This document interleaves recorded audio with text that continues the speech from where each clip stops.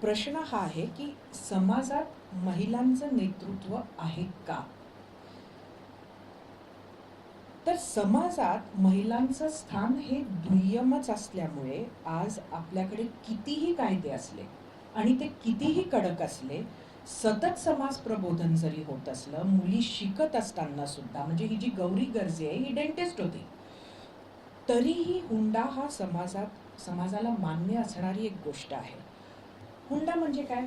पैसे देऊन एखाद्या मुलाला विकत घेणे आपल्या मुलीसाठी. पण हे मान्य आहे लोकांना आणि अनेक ठिकाणी फक्त तो हुंडा म्हटल्या नाही जात, अनेक असे बळी जात असतात. आणि मग आपण काय ऐकतो? पदराला आग लागली. स्वयंपाकघरात काम करत असताना ती पदराला आग अनेक वेळेला लागलेली नसते, ती लावलेली असते. तर हे आजही आपल्या समाजात होतंय. मग कुठे मुलींचं नेतृत्व समाजात? महिलांचं नेतृत्व आहे का? बरं, हे असं तर नाही आहे की ह्याच्यात महिला सामील नाही आहेत. म्हणजे आपल्या मुलीसाठी हुंडा द्या आणि आपल्या सुनेकडनं हुंडा घ्या, ही समाजाची जी स्थिती आहे ह्यामध्ये बेसिकली ह्यात महिला सुद्धा इन्व्हॉल्व्ड आहेत. कारण हीच मानसिकता समाजाची कुठेतरी आहे. आणि त्यामुळे आपल्या समोरचं सगळ्यात मोठं आव्हान, the biggest challenge before us, विकसित भारताला जर आपल्याला पोचायचं असेल तर आपल्याला सोशल लीडरशिप ही महिलांना द्यावी लागेल. सामाजिक नेतृत्व सुद्धा महिलांकडे येणं गरजेचं आहे. आणि हा मेंटल इश्यू आहे.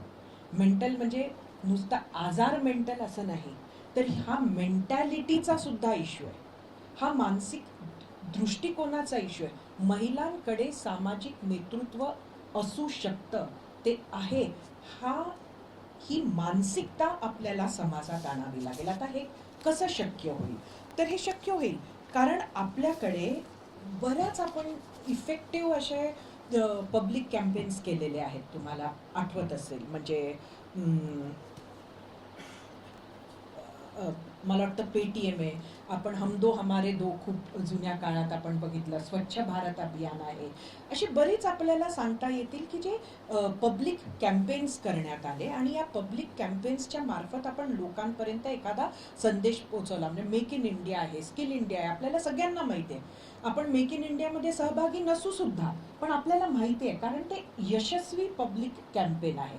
तर अशा कॅम्पेन्सच्या माध्यमातून आपल्याला कुठे ना कुठेतरी हा संदेश सुद्धा पोचवणं गरजेचं आहे. तर आता असे सामाजिक बदल हे घडवून आणले पाहिजे, ज्यापैकी मला वाटतं एक मोठा बदल जो झाला तो मुस्लिम महिलांच्या बाबतीत झाला. तो म्हणजे जे ट्रिपल तलाकचं क्रिमिनलायझेशन झालं, त्यामध्ये त्यांचा मुस्लिम महिलांचा जे हक्क आहे, जी सिक्युरिटी आहे, ती त्यांना कुठेतरी प्रदान करण्यात आली. आणि आता मी शेवटचा जो भाग आहे त्याच्याकडे येते.